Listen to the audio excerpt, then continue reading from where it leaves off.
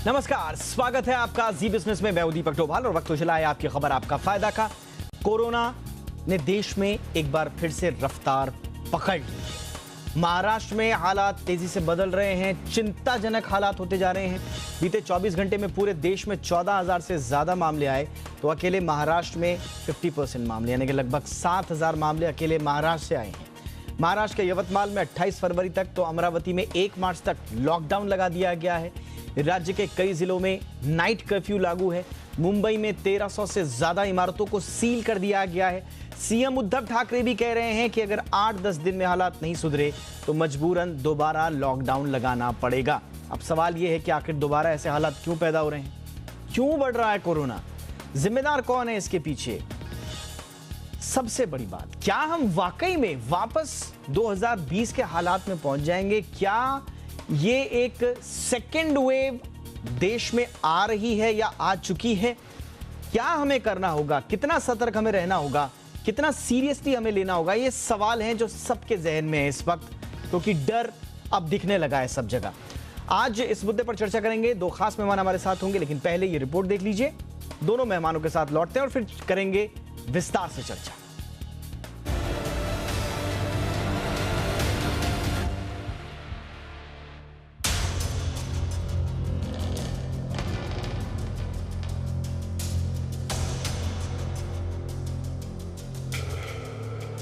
देश भर में कोरोना के मामले फिर से तेजी से बढ़ने लगे हैं। महाराष्ट्र में भी स्थितियों में तेजी से बदलाव आ रहा है। बीते 24 घंटे में देश भर में कोरोना के 14,000 से ज्यादा मामले सामने आए हैं, जिसमें करीब आधे मामले अकेले महाराष्ट्र के हैं। साफ है कि महाराष्ट्र एक बार फिर कोरोना की चपेट में आ रहा है। यहाँ स्थितियां कितनी तेजी से बदल रही हैं, इसका अंदाजा आप इन बातों से लगाइए। राज्य सरकार ने अमरावती मंडल के 5 जिलों अमरावती, अकोला, वाशिम, बुल्ढाना और यवतमाल में सख्ती बढ़ा दी है। यवतमाल में 28 फरवरी तक, तो अमरावती में 1 मार्च तक का लॉकडाउन लगा दिया गया है। यहाँ पर जरूरी चीजों को छोड़कर सभी दुकानें बंद रखने का आदेश है। जरूरी चीजों की जो दुकानें खुलेंगी भी, वो भी सिर्फ सुबह 9 से शाम 5 बजे तक। जब तक लॉकडाउन है तब तक शादियों में सिर्फ 25 लोग ही शामिल हो पाएंगे। स्कूल कॉलेज तो बंद रहेंगे ही। निजी ऑफिसेज में 15% कर्मचारियों के साथ काम। महाराष्ट्र, पंजाब, छत्तीसगढ़ और मध्य प्रदेश में कोरोना के मामले तेजी से बढ़ रहे हैं। बीते 24 घंटे में महाराष्ट्र में कोरोना के कुल 6,971 मामले सामने आए। केरल में इस दौरान 4,070 नए मामले आए। पंजाब में एक दिन में 348, छत्तीसगढ़ में 153, तो मध्य प्रदेश में 299 नए मामले देखने को मिले। बढ़ते मामले देख कर्नाटक ने केरल से लगा बॉर्डर सील कर दिया है। वहीं कर्नाटक ने महाराष्ट्र से आने वाले यात्रियों के लिए कोविड नेगेटिव रिपोर्ट अनिवार्य कर दी है। परेशानी की बात यह है कि 15 फरवरी से 21 फरवरी के बीच कोरोना के 1,990 मामले दर्ज किए गए, जो कि 5 हफ्तों के बाद किसी एक हफ्ते में 1 लाख से ज्यादा मामले हैं। आंकड़ों की बात करें तो कोरोना फिर से देश को 2020 में वापस ले जाने की कोशिश कर रहा है। और अगर आप कोरोना को ऐसा करने से रोकना चाहते हैं तो कोरोना प्रोटोकॉल का सख्ती से पालन करना होगा, क्योंकि कोरोना अगर लौटा तो अपने साथ वही अंधेरा लेकर लौटेगा जिससे पूरा देश बड़ी मुश्किल से बाहर निकला है। ब्यूरो रिपोर्ट, जी मीडिया। तो आइए इस मुद्दे पर करते हैं चर्चा 2 खास मेहमानों के साथ। मेरे साथ 2 खास मेहमान हैं, परिचय आपका करा दें। हमारे साथ है डॉक्टर रमन गंगा खेडकर साहब, जो कि पूर्व डायरेक्टर हैं आईसीएमआर के। रमन सर, बहुत बहुत स्वागत है आपका, गुड इवनिंग। और हमारे साथ हैं डॉक्टर राहुल पंडित, डायरेक्टर हैं क्रिटिकल केयर फोर्टिस अस्पताल मुलुंड। डॉक्टर राहुल, आपका भी बहुत बहुत स्वागत है। डॉक्टर रमन गंगा खेडकर सर, आपसे ही मैं चर्चा की शुरुआत करना चाहूंगा। आंकड़े हम देख रहे हैं और ये आंकड़े लगातार बदल रहे हैं, लेकिन चिंताएं कम नहीं हो रही हैं और महाराष्ट्र को लेकर खास तौर से चिंताएं बढ़ रही हैं। सबके जहन में एक बेसिक सवाल है, ये मामले आखिर बढ़े क्यों हैं सर? आपको अब तक क्या लगा? क्या ये वाकई में होना लाजमी था? एक सेकेंड वेव पेंडिंग थी जो अब हो रही है, या हम लोग कहीं चूक गए, हम लोगों की ही वजह से ये कहीं वापस लौट कर आ रहा है या दिखाई दे रहा है लौटता हुआ? नहीं, अभी इतने जल्दी इस नतीजे पे आना कि सेकंड वेव शुरू हो गई क्या, ये सही नहीं होगा। रहा सवाल क्या सेकंड वेव आ सकती है, सेकंड वेव तो आ सकती है, उसमें कोई शक नहीं है। अगर हम लापरवाही बरतते ही रहेंगे तो हमको कभी ना कभी तो भी सेकंड वेव का सामना करने की नौबत आएगी। हमको एक चीज के ऊपर खुद को भरोसा रखना है, ये कुछ भी हो गया तो भी अगले 1-2 साल हमको ये कोविड एप्रोप्रिएट बिहेवियर का पालन करना ज़रूरी रहेगा, जब तक ये इन्फेक्शन की वजह से बीमारी के खिलाफ जो एंटीबॉडीज़ तैयार होते हैं और जो वैक्सीन देने के बाद में जो एंटीबॉडीज़ बनते हैं, ये दोनों की संख्या 75% तक जब तक नहीं जाती है, तब तक हमको तो ये पहनना ज़रूरी पड़ेगा। अगर ये ज़रूरी है, हमने अगर बीच में ही छोड़ दिया और ऐसे ही टाइम पे छोड़ दिया जब सरकार ने बोला कि कुछ कुछ चीज़ों के ऊपर से हम लॉकडाउन हटाते हैं, तो उस वक़्त अगर हो गया, तो इस किस्म की थोड़ी राइज़ दिखना, थोड़ी संख्या बढ़ना, ये तो लाज़मी था। लेकिन सबसे अच्छी बात क्या है, सरकार की नज़र पैनी है, सरकार ने थोड़ी संख्या बढ़ गई, तो ही सख्त किस्म के रूल्स लगाए हैं। ये करने का मुख्य कारण ये है कि हमको जब वो आसार नज़र आ रहे हैं, उनको वहाँ के वहीं रोकना और लोगों को समझा के बोलना कि भाई हम आज जो कोविड एप्रोप्रिएट बिहेवियर फॉलो करने में कम गिर रहे हैं, तो उसको हमने बढ़ावा देना, ये हमारे लिए अच्छा रहेगा। अब कुछ लोग बोलते हैं वो वेरिएंट की वजह से हुआ है, लेकिन ये कहना शायद बराबर नहीं रहेगा। ये संख्या इतनी कम है कि ये वेरिएंट की वजह से बढ़ रहा है, इसके लिए किसी का इन डेप्थ एनालिसिस अभी तक हुआ नहीं है।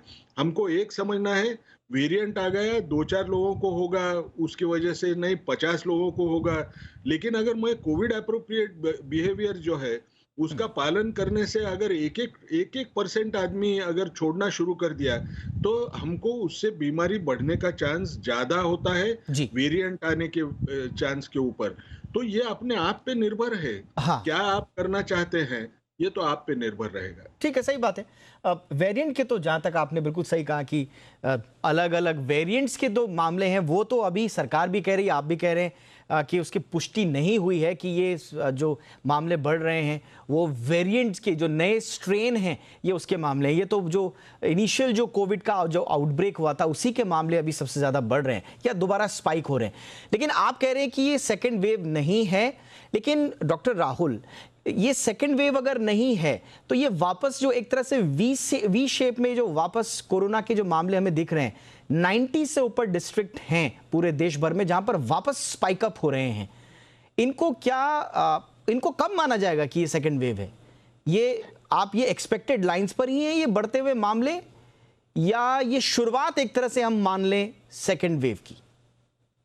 बिल्कुल, इनको जो है बिल्कुल डिस्काउंट नहीं करना है, पर जैसा कि अभी सर ने बताया कि सेकेंड वेव है, इसकी अभी तक पुख्ता तरीके से हम लोग कंफर्मेशन नहीं कर सकते। पर यस, डेफिनेटली जो केसेस बढ़ रहे हैं उसके बारे में बहुत ज्यादा चिंता है और इसी चिंता के वजह से जो सरकार है अभी ये सब नियम कर रही है। अभी आप देखिए अमरावती और जो वहाँ के डिस्ट्रिक्ट में लॉकडाउन हुआ है यवतमाल में, वहाँ पे सरकार ने देखा कि केसेस बहुत जल्दी से बढ़े, 2-4 पेशेंट के म्यूटेंट वेरिएंट के बारे में भी बात हुई और सबसे ज्यादा जो चिंता हुई वो हुई कि उधर की टेस्ट पॉजिटिविटी रेट जो थी वो 50% के करीब बताई गई। अर्थात उन लोग जो है टेस्ट बहुत कम कर रहे थे, टेस्ट इतनी ज्यादा नहीं हो रही थी उस वक्त, इसलिए डिनोमिनेटर था वो बहुत कम था। पर ये सब जब भी साइंटिस्ट लोगों ने और एडमिनिस्ट्रेशन ने देखा तो इमीडिएटली जो है पुख्ता इसके बारे में कदम उठाना बहुत जरूरी थे। और ये जो पूरे लॉकडाउन की जो बात है वो इसीलिए है कि इसको यहीं पे जो है कोरोना को दबोचा जाए और इसको आगे बढ़ने ना दिया जाए। और उसके साथ साथ जो अभी ये कोरोना अप्रोप्रिएट बिहेवियर के बारे में हम लोग बहुत ज्यादा एम्फसाइज कर रहे हैं, वो इसीलिए कर रहे हैं ताकि हम लोग ये जो सेकेंड वेव है इसकी शुरुआत होने ही ना दे। ये एक फर्स्ट वेव का एक छोटा सा ब्लिप समझ के हमारे केसेस थोड़े दिनों में कम होना शुरू हो जाए, इसी उम्मीद के ऊपर ये सब सख्त कदम उठाए जा रहे हैं। ठीक। प्रोफेसर गंगाखेड़कर, लेकिन सवाल वो ये सर, ये मामले फिर अचानक बढ़ना शुरू क्यों हुए हैं? क्या लोग ये जो लॉकडाउन में थोड़ा सा हमने ढील दी, अब हमने वापस इकॉनमी को पटरी पर लाने की कोशिश की, लोगों का संपर्क ज़्यादा हो रहा है, लोग लापरवाह ज़्यादा हो रहे हैं, सिर्फ इसलिए बढ़ रहे हैं, या इसका स्वभाव ऐसा है कि इसके इन्फेक्शन रेट में आप बढ़ोतरी देख रहे हैं? कारण क्या, स्पष्ट कोई कारण आपको नजर आ रहा है कि क्यों बढ़ रहा है? स्पष्ट कारण मैं एक बिल्कुल स्पष्ट करता हूँ। हाँ। लॉकडाउन था तो इसका मायना ये नहीं था कि आपने कोविड एप्रोप्रिएट बिहेवियर फॉलो नहीं करना है। हाँ। जितना स्ट्रिक्ट था उस टाइम पे भी हम बोला करते थे कोविड एप्रोप्रिएट बिहेवियर फॉलो करो। अब लॉकडाउन उठा रहे हैं तो हमने तो नहीं कहा कि कोविड एप्रोप्रिएट बिहेवियर फॉलो नहीं करना है। हमने क्या किया, लॉकडाउन उठाना यानी एक किस्म से कोई जेल में से बाहर आना ऐसे समझ के हमने अगर वो जो कोविड एप्रोप्रिएट बिहेवियर है उसको हम भूल गए तो ये तो गलती हमारी है। अब एक तो सही बात है कि ये तो हमको अगले 2 साल 3 साल ऐसा लॉकडाउन कंटिन्यू करना तो मुनासिब नहीं था, लेकिन ये हमारी खुद की जिम्मेवारी है। जब हमको ये राहत मिल रही है कि हम थोड़ा नॉर्मल किस्म की जिंदगी जीने की कोशिश करेंगे, हर इंसान को पैसा कमाने का जो अधिकार है वो भी उसको मिलता रहेगा, तो वो अगर उसको मिलना है तो उसको तो बाहर निकलना पड़ेगा। लेकिन हम जैसे पहले बोलते थे वैसा ही आज भी बोल रहे हैं, कोविड एप्रोप्रिएट बिहेवियर ये फॉलो करना है, लॉकडाउन उठा तो भी। अब ऐसे हालत में हमने ये बोलना कि मैं थोड़ा डेयरिंग बता रहा हूँ, मैं ये सोचता हूँ कि अभी तो संख्या कम हो रही है, कहीं इतना आसार नहीं नजर आ रहे हैं इन्फेक्शन के, इसलिए मैं छोड़ देता हूँ। कुछ लोग सोचेंगे मैं कहीं बाहर निकलता हूँ, मैं 2 बार बाहर निकला, अभी तक तो बीमारी नहीं हुई तो मुझे अभी कभी तक होगी भी नहीं। कुछ लोग सोचेंगे वैक्सीन आ चुकी है, कभी ना कभी तो वैक्सीन लूंगा, मेरे को बीमारी नहीं होगी। कुछ लोग बोलेंगे ये कोरोना का जो बात बनती है, कोरोना के बारे में लोग जो सोचते हैं बहुत ज्यादा बड़ा चढ़ा के बोल रहे हैं क्योंकि इतने लोग मरे नहीं हैं। लेकिन हमको एक सोचना पड़ता है कि कभी भी जंगल में जैसे आग लगती है तो छोटी आग लगी तो छोटी आग को बुझाना, इसमें अक्लमंदी होती है। वो आग बढ़ने देना क्योंकि वो अभी तक मेरे पास नहीं आई है और शायद नहीं आएगी, ऐसे सोच के उसको वैसे ही रहने देना ये गलत है। हमको तो खुद को सबको कोविड एप्रोप्रिएट बिहेवियर फॉलो करना है। उसकी कारण जो है ये दूसरे और कोई नहीं हो सकते। इंसान भले लॉकडाउन लिफ्ट करते वक्त रहे या लॉकडाउन में रहे, उन्होंने कोविड एप्रोप्रिएट बिहेवियर का पालन करना था।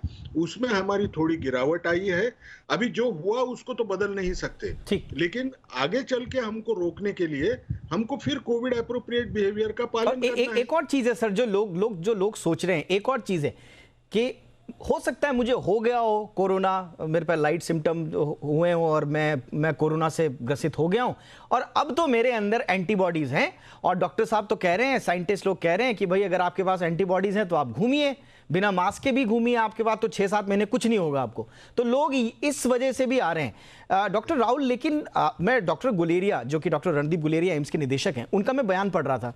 तो अगर मानसिकता लोगों में ये है कि भाई मेरे को तो कोविड हो गया और मैं तो एंटीबॉडीज लेके घूम रहा हूं, मुझको होगा नहीं, तो मानसिकता ये है कि शायद हर्ड इम्यूनिटी डेवलप हो गई है। आम लोग यही सोच रहे हैं कि अब सब में एक हर्ड इम्यूनिटी आ गई है, अब आगे इन्फेक्शन नहीं फैलेगा, इसलिए आप घूमिए और लापरवाह होकर घूमिए, बेपरवाह होकर घूमिए।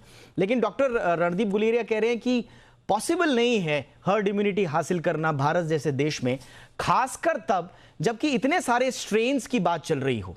उनके इस बयान का क्या मतलब है? क्या हम ये मतलब निकालें कि अगर नया स्ट्रेन आता है तो पुराना जो इन्फेक्शन है, जिस कोविड के जिस वेरिएंट से इन्फेक्शन है, उसका कोई मतलब नहीं है? नया स्ट्रेन नए तरीके से नए सिरे से वार कर सकता है? नहीं, ऐसा नहीं है कि नया स्ट्रेन आएगा तो पूरा पुराना स्ट्रेन का जो है, जो भी टी सेल मेमोरी हमारे शरीर में है वो पूरी बंद हो जाएगी। अच्छा। पर ये तो हम जानते हैं कि एंटीबॉडीज जो है ये परमानेंट रहती नहीं है, जो हमको कोविड होने के बाद मिलती है। कई रिपोर्ट है जो बताते हैं कि कई हफ्तों से लेके 6 महीने 7 महीने तक ये एंटीबॉडीज बिल्कुल 0 तक पहुंच जाती है। एक बात ये है, वैक्सीन जो एंटीबॉडीज देता है वो हमको न्यूट्रलाइजिंग एंटीबॉडीज देता है और स्वभाव वायरस का हम सबको पता है कि ये जो है म्यूटेट करेगा। तो जैसे फ्लू वैक्सीन में मैं पहले भी बोल चुका हूँ, फ्लू वैक्सीन में जो है हर साल WHO आपको बताती है कि कौन सा स्ट्रेन हमको कवर करना है, उसी तरह कोविड के लिए भी यही होगा। पर आगे जाके कोविड में जो है ये शायद अगले साल या 1 साल के बाद वैक्सीन मैन्युफैक्चरर्स इसको जो है करेक्ट कर पाएंगे। हर्ड इम्यूनिटी के लिए जो है हमको एक 75% 80% पॉपुलेशन कवर करना है। बहुत बड़ी पॉपुलेशन है हमारी, 135 करोड़ की पॉपुलेशन है हमारी, इसको हम कैसे कवर कर पाएंगे इमीडिएटली? तो इसलिए शायद गुलेरिया साहब पे सवाल होगा। अच्छा वैक्सीन, अच्छा एक सप्लीमेंट्री सवाल सर मेरा, कोई ये जो वैक्सीन आएगी, आप कह रहे हैं कि जैसे बाकी बीमारियों में होती है हर साल लगानी पड़ेगी ये वैक्सीन, एक बार लगा के फायदा नहीं होगा? तो फिलहाल पता नहीं है। हाँ। इसके बारे में हम जानते नहीं कि अभी कोविड ही 1 साल पुराना है, सही बात है। वैक्सीन तो 1 महीने पुरानी है, तो कितने महीने वैक्सीन की चलेगी, और ट्रायल्स भी 1 साल से ज्यादा हुई नहीं है। तो हम ये मान के चले कि कम से कम 1 साल तो हमको शायद प्रोटेक्शन मिल पाए, शायद जाके 3 साल भी मिले या 6 महीने भी मिले। अभी इसके बारे में और चल रहा है, सब चर्चा चल रही है, ट्रायल्स चल रहे हैं, पर हम मान के चले कि फ्लू वैक्सीन की तरह 1 साल तो हमको कम से कम मिलना चाहिए करके। ठीक है। प्रोफेसर गंगाखेडकर, एक बार बार लोगों के मन में ये सवाल जो उठ रहा है, जो डरा रहा है बार बार कि नया स्ट्रेन, जहां से देखिए कभी ब्राजील का स्ट्रेन, कभी साउथ अफ्रीका का स्ट्रेन, कभी यूके का स्ट्रेन, ये नया स्ट्रेन शब्द जो है लोगों को अचानक से डराने लगता है, और इस डर का फिर माहौल जो बनता है वो हम सबके सामने है। क्या ये इन स्ट्रेन से हमको डरना आवश्यक है? और जैसा कि डॉक्टर राहुल कह रहे थे कि जो हमारी टी सेल्स हैं उनमें की उनकी जो मेमोरी होती है वो नया स्ट्रेन कोई भी हो उनसे लड़ने में सक्षम होती है। ये क्या स्थिति है, और नए स्ट्रेन से कितना डरना चाहिए, कितना नहीं? देखिए, 2 चीजें बोलता हूं। सबसे बड़ी बात क्या है, हमारे हाथ में क्या है, हमारा बिहेवियर है। वेरिएंट आया भी तो भी वेरिएंट्स आएंगे, वेरिएंट्स जाएंगे, उनकी संख्या आज जो हमको लगती है वो संख्या बहुत कम है। अब और तेजी से साउथ अफ्रीका से वेरिएंट आएगा क्या, ब्राजील से वेरिएंट आएगा क्या, शायद ये जो प्रोबेबिलिटी है ये काफी कम है। क्योंकि आप अगर देखें कि साउथ अफ्रीका क्या इंग्लैंड क्या, इन जगहों पे अभी जो उनकी वेव थी वो डिक्लाइन होने में आ रही है। जब वो डिक्लाइन हो रही है, उनके देश में उनकी संख्या कम हो रही है, तो वो मेरे देश में बाहर से उधर से आएगी, ये सोचना शायद इतना सही नहीं होगा। वो यानी थोड़ा सा इलॉजिकल सोचना होगा। सर इसी पे एक मेरा सवाल है, एक सप्लीमेंट्री सवाल है। CSIR और CCMB, centre for cellular and molecular biology, CCMB और CSIR तो सब जानते हैं। इन दोनों की एक रिपोर्ट है, इनके वैज्ञानिकों ने ये बता रहे हैं कि वायरस के वेरिएंट्स का भारत में कम प्रभाव इसलिए होगा क्योंकि वायरस की सीक्वेंसिंग नहीं हुई है पर्याप्त संख्या में। इसका क्या मतलब है सर? ये सीक्वेंसिंग क्या होता है जिसकी वजह से ये कह रहे हैं कि भारत में इसका असर कम होगा? नहीं, असर कम हो रहा है नहीं। उनका एक कहना है कि हमारे यहाँ उन्होंने जीनोमिक सर्वेलेंस जो शुरू किया उसमें 5% जो पॉजिटिव आते हैं उनमें के 5% लोगों का सैंपल जो होता है उसको ये वेरिएंट है क्या देखने के लिए सीक्वेंस किया जाता है। अच्छा। तो 5% है, 95% मैंने नहीं किया, तो ज्यादा तादाद में होता होगा, ऐसे समझना ये बराबर रहेगा क्या? शायद उतना बराबर नहीं है। अगर समझो वेरिएंट आ रहे थे और वो वेरिएंट ये वाइल्ड जो हमारे पास जो अभी वायरस सब तरफ फैल रहा है उससे कई गुना अलग रहते थे और मेरी प्रतिकार शक्ति उसके खिलाफ लड़ नहीं पाती है। जिसको इन्फेक्शन हुआ है उसको और नए सिरे से री इन्फेक्शन हुआ है, ऐसे मामले तो हमको अभी इतने बढ़े हुए कहीं दिखाई नजर नहीं आते हैं। ठीक है। न उनकी संख्या इतनी तेजी से बढ़ी है कि ये कोई पुराना वायरस नहीं होगा, नया वायरस होगा इसलिए नया वेरिएंट कर रहा है, ऐसे समझना ये भी गलत रहेगा। और सबसे बड़ी बात मुझे ये लगती है, शायद वेरिएंट्स की चर्चा मैं अभी इसके पहले भी एक टीवी प्रोग्राम पे बोला हूं कि इसकी चर्चा हम पब्लिक स्पेस में करना, जब ये साइंटिफिक एस्पेक्ट्स हैं, जब तक हमारे पास पूरा प्रूफ नहीं आता ये लोगों के सामने बोलना, इससे डर पैदा होएगा और जितना डर पैदा होता है लोगों का बर्ताव के ऊपर असर होता है। और सबसे बुरा असर ये होता है कि लोग ये सोचते हैं कि ये डर रहते हुए भी मुझे बीमारी नहीं लगी, तो इसका मायना ये बोल रहे हैं, झूठ बोल रहे हैं। दूसरी सबसे बड़ी बात, लोग ये भी सोचेंगे, क्योंकि हर एक का सोचने का ढंग अलग होता है, वो सोचेगा कि अगर नए वेरिएंट्स आ रहे हैं वैक्सीन भी क्यों लेना है, वैक्सीन लेंगे तो कल ऐसा वेरिएंट आएगा जिसके ऊपर वैक्सीन का कुछ असर नहीं होगा। ये बिल्कुल आपकी बातें बिल्कुल वाजिब है सर। ये वाकई में अननेसेसरी अगर पैनिक किसी बात से हो रहा है तो फिर उसकी चर्चा ही क्यों करनी, जब ये सारे साइंटिफिक पहलुओं की बातें हैं। बिल्कुल वाजिब आपने कहा। क्विक रिएक्शन से, मेरे पास वक्त की कमी है। डॉक्टर राहुल पंडित, स्थिति क्या लग रही है महाराष्ट्र और मुंबई में अब आने वाले समय में, क्या स्थिति लग रही है सर? देखिए, सरकार ने, डॉक्टर्स ने, साइंटिस्ट ने जो है बहुत अच्छी से अभी जो मार्गदर्शन पिछले 4-5 दिनों में हो रहा है, मुख्यमंत्री जी ने भी किया है, माननीय मुख्यमंत्री जी ने भी किया है। और अगर हम लोग हमारे बिहेवियर बदले, हम लोग अगर कोरोना अप्रोप्रिएट बिहेवियर पूरी तरह से पालन करें तो मुझे ये लगता है कि अगले हफ्ते में जो है हम लोग केसेस को कंट्रोल करने में थोड़ा बहुत आगे कदम बढ़ा पाएंगे। मैं ठीक। ये नहीं कह रहा हूँ कि एक हफ्ते में केसेस कम होना शुरू हो जाएंगी, लेकिन पर अगर जो सही अभी दिशा में चले, बढ़ रही है, ये आपने तो एक अच्छा संकेत आपने दिया। इसी गुड नोट पे हम एक पॉजिटिव नोट पे आज के शो को खत्म करते हैं। अगर सही तरीके से कोविड अप्रोप्रिएट बिहेवियर सबने अपनाया तो अगले हफ्ते तक स्थिति काबू में आ सकती है। बहुत बहुत शुक्रिया प्रोफेसर गंगा खेडकर आपका, डॉक्टर राहुल पंडित आपका भी बहुत बहुत शुक्रिया आज के शो में जुड़ने के लिए। इसी के साथ आज के शो में इतना ही। अपना ख्याल रखिए, देखते रहिए जी बिजनेस। नमस्कार।